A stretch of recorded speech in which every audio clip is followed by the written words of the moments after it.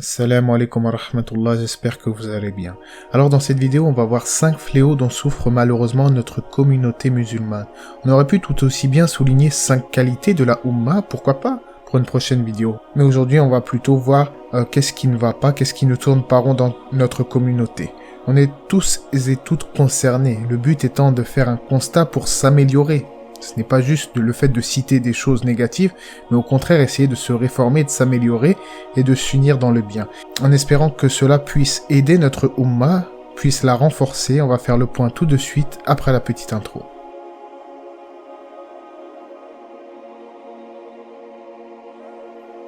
« 5. Le comportement. Un sujet qui nous touche tous, sans exception, c'est le comportement. De notre relation horizontale avec notre Créateur devrait en toute logique découler un bon comportement vertical avec les créatures. Que ce soit dans tous les domaines de la vie, dans les transactions, dans la démarche, dans la façon de s'exprimer. Aujourd'hui, on constate que des musulmans parlent fort, gênent les gens, font des incivilités. Alors bien évidemment, ce n'est pas que nous. Je suis pas en train de dire que c'est les musulmans qui sont pas civilisés, non, mais parmi des gens de notre communauté, il y en a qui agissent ainsi.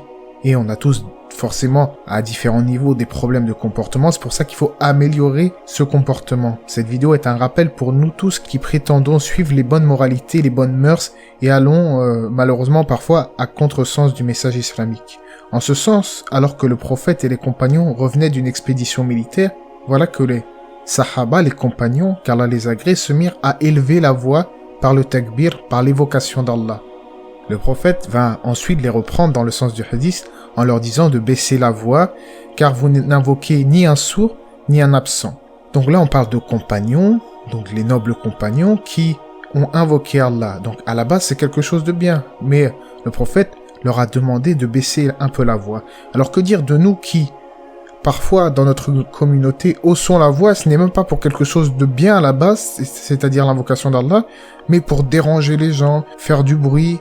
On dit souvent, oui, ils font du bruit, ces gens-là. Et justement, ça, c'est un problème. C'est pour ça qu'on dit que la personne de droiture en islam, ce n'est pas juste celui qui prie, celui qui jeûne, mais celui qui est calme, celui qui est connu pour être serein, doté de bonne moralité, doté de pondération, quelqu'un d'honnête, d'altruiste, de pardonneur, de sage, comme l'était le meilleur exemple pour les gens, le prophète Mohammed, alayhi salatu wassalam. Si vous lisez sa biographie, vous verrez qu'il avait le meilleur des caractères, qu'il entretenait toujours de bonnes relations avec les gens en général. Et les paroles sur le bon comportement en islam sont légion, donc je finirai par une parole de Ibn al-Qayyim rahimahullah.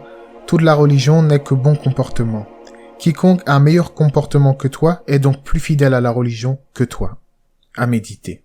4. L'exagération en matière de religion.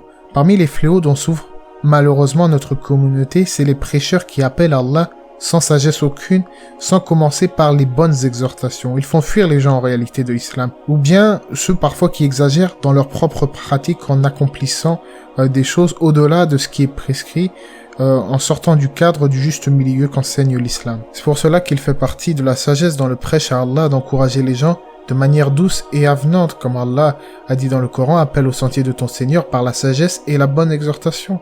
Il faut donc ne pas les faire fuir. Allah donne avec la douceur ce qu'il ne donne pas avec la dureté, comme vous le savez.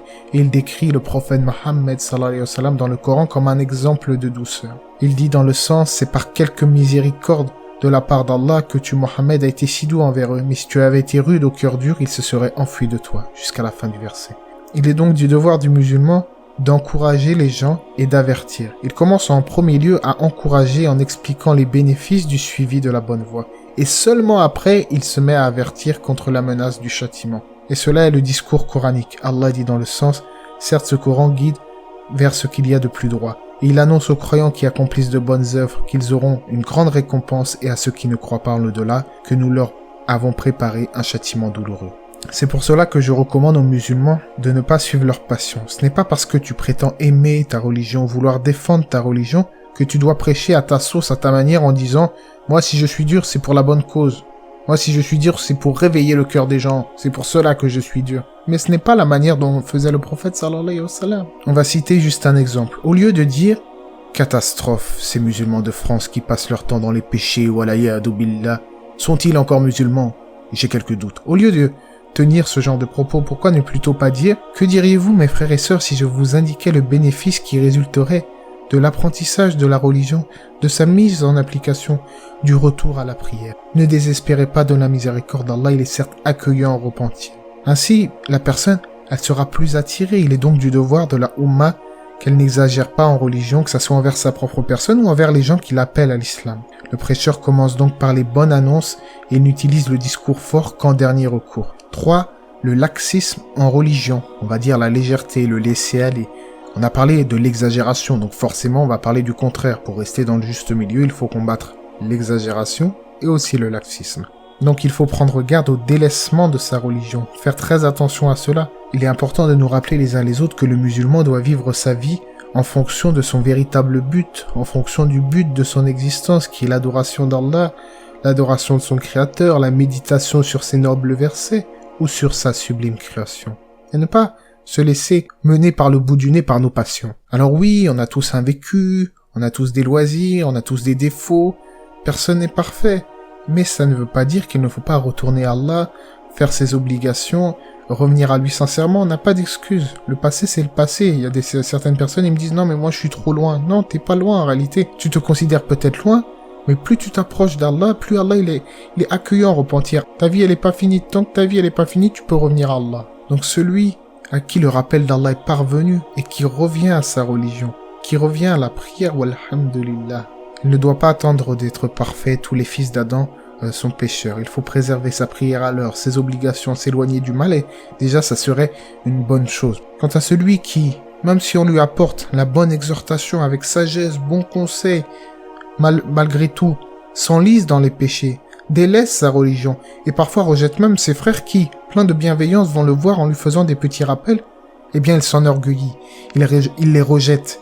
Il se moque d'eux. Qu'est-ce qu'il veut me dire en fait? Bien, j'ai peur que ce genre de personne ne soit cerné par le verset où Allah dit dans le sens que ceux donc qui s'opposent à son commandement prennent garde qu'une épreuve ne les atteigne ou que ne les atteigne un châtiment douloureux. 2. Le racisme. Alors on en avait déjà parlé une fois sur la vidéo que j'avais faite sur le nationalisme. C'est un fléau véritable dont souffre malheureusement la communauté, ça tout le monde le sait, c'est le racisme. Ce n'est pas juste le fait, il n'y a pas de mal à aimer sa terre natale, à aimer son pays, mais quand le nationalisme est mal placé à tel point que tu rejettes les autres, à tel point que tu as de la haine envers les autres, tu as de la haine par exemple envers les convertis à l'islam. Ouais, mais c'est pas ces Français qui vont nous apprendre la religion, ça fait combien de temps qu'ils sont convertis, qu'est-ce qu'ils vont nous apprendre? Non, ça c'est du racisme, c'est pas parce qu'il est français qu'il connaît pas, qu'on peut pas s'entraider, on peut pas avoir une complémentarité. Tu lui apprends, il t'apprend. C'est comme ça, c'est donnant-donnant. Ou non, c'est un crêle. Il y a des gens, ils aiment bien utiliser des termes péjoratifs. C'est un crêle, c'est un black. Je lui donne pas ma fille en mariage. Ou bien certains, parce que des fois aussi ça peut être des convertis, ils vont dire non mais ces maghrébins, ils ont hérité de l'islam, ils connaissent rien du tout, ils sont même plus musulmans. Non, il faut pas que les convertis, il y ait une opposition entre les convertis et les maghrébins, ou que les maghrébins aient une opposition avec les frères d'Afrique noire, et que les frères d'Afrique noire, et vice versa. Musulmans, que vous soyez africain, que vous soyez maghrébin, que vous soyez français converti, européen, américain, indonésien, l'islam est universel, il est là pour réunir nos cœurs et non pas nous diviser comme à l'époque de la Jahiliya où les gens étaient dispersés en plusieurs tribus et qui se faisaient la guerre. Je sais que vous vous rappelez du verset où quand les compagnons se sont convertis en masse à l'islam, les versets qui parlent dans le sens où Allah a réuni vos cœurs alors qu'avant vous étiez ennemis. Eh bien là, c'est la même chose. On est censé avoir des cœurs réunis et non pas retomber dans du racisme, l'esprit de clan. Non, tout cela c'est du racisme et tout cela est blâmable en islam. Et pour finir, les traditions. Alors les traditions qui peuvent découler de la Jahiliya, c'est-à-dire d'avant l'islam, parfois restent ancrées, que ça soit dans les cultures ou dans les mœurs des gens. Par exemple, en Afrique noire, on sait que beaucoup consultent les sorciers, les voyants. Il y a des espèces de marabouts qui ont des amulettes, porte-bonheur. Tout ça, c'est du shirk, tout ça, c'est de l'association, c'est le plus grave des péchés, il faut rejeter cela. Si vous voyez des gens qui sont enlisés, à qui on n'a pas ramené la bonne parole, avec bonne exhortation, bien sûr, vous allez les voir, vous leur expliquez, vous leur montrez les versets, vous établissez la preuve sur eux avec bonne exhortation, dans le but qu'ils reviennent, pas juste dans le but de vous dire « Non, mais ils sont plus musulmans ». D'abord, avant toute chose, ramène-leur la preuve, essaie de les ramener à la vérité. Même si les péchés qu'ils font sont abominables, il y a des gens, ils ont grandi comme ça, c'est pas une excuse, mais tu dois aller les voir, tu dois leur prêcher.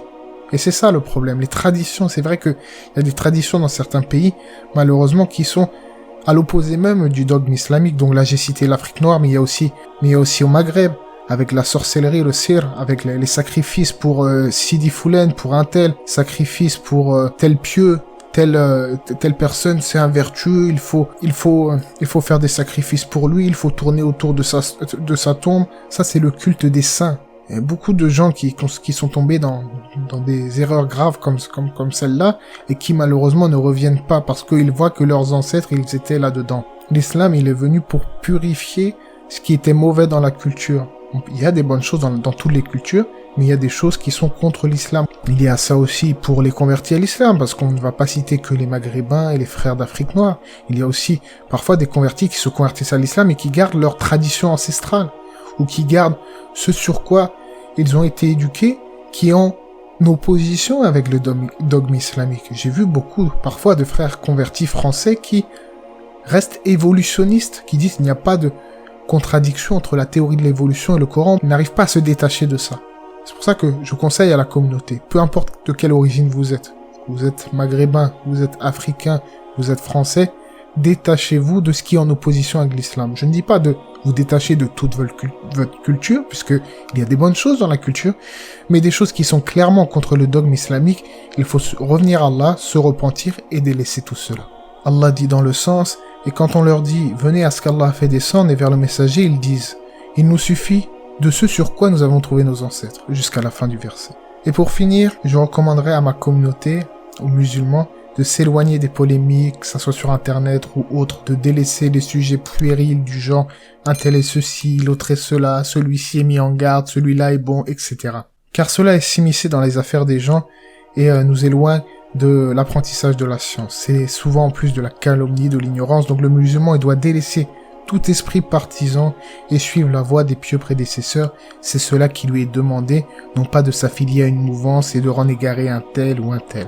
Ainsi, avec ces petites paroles, avec les choses que j'ai soulignées comme étant des fléaux dans la communauté, j'espère que peut-être une seule personne d'entre vous va prendre conscience s'y retrouve là-dedans. Je ne dis pas que, alhamdoulilah, il y a beaucoup de musulmans. Je pourrais faire une vidéo d'ailleurs sur les qualités de la Oumma, les forces de la Oumma, mais là, eh bien, j'ai désigné les problèmes, les choses qui ne tournent pas rond en espérant que Dieu nous guide dans le bon chemin, nous unisse et nous éloigne de tous ces fléaux qui sont préjudiciables pour les musulmans. En tout cas, Allah sait mieux. J'espère que cela vous aura été bénéfique.